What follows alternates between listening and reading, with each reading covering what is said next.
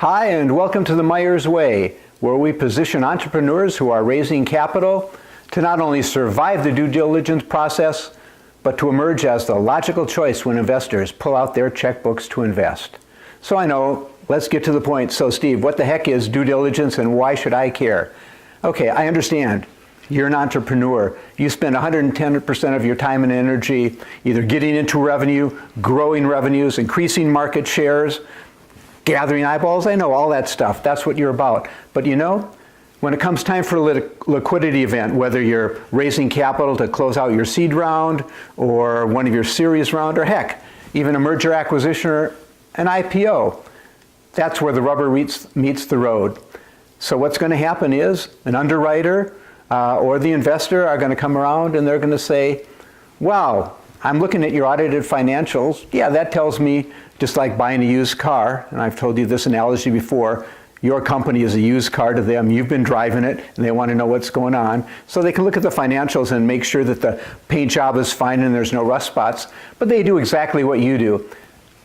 You lift the hood, you check out the engine. Well, guess what? They lift the hood and they hand you a multi-page due diligence checklist. So hey, go online, do some of this yourself. Just Google due diligence checklist, and yeah, that's spelled D-U-E, diligence checklist. I just did it, got 546,000 hits in 3/4 of a second.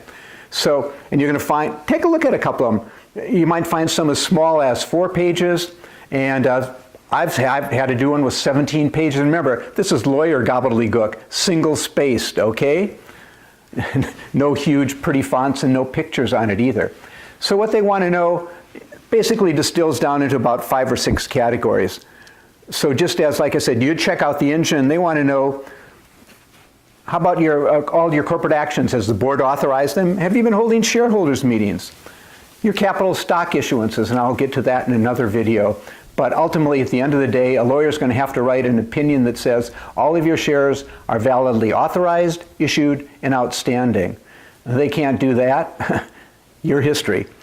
Legal regulatory. So what that means is, hey, is the investor going to be buying a lawsuit? Let's get to IP. I mean, really, do you own your IP? Let me check out your patents. Are your trade secrets really a secret? Contracts. So you're claiming you've got this really great sales contract that's going to fund you forever. Do you really? Financing agreements. So who do you owe and to whom and when's it due? These are all the things that they're going to want to know. Let me try to put this in a context that might appeal to you more. I mean, here's the whole conceit when you're going to raise capital from other people, OPM, other people's money.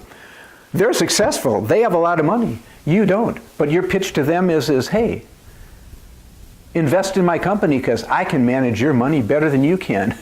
Right. Well, so what's the test by which they can at least get a sense of, can you or can't you at least manage the money, period? Maybe not quite as good as they are, or they can, or maybe even better. It's the due diligence process. Do you have things in order? Can you run your company? Does it look like you know what you're doing? Are you regularly holding meetings? Is everything organized? Do you have everything in the folders? I mean, that's what due diligence is about. Tune in later, I'll talk to you more about that.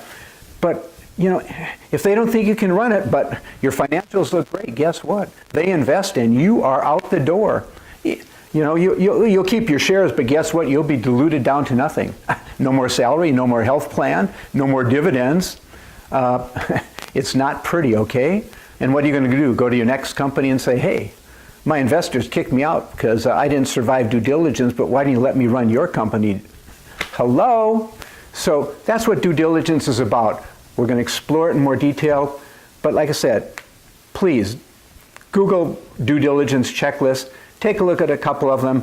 When you've done that, come back. I'm going to have a lot more informative videos for you. It's what I do. It's what I love doing. I'm committed to you being successful. I mean, if you're not, it's no fun for me either, okay? So come back soon and have a great day.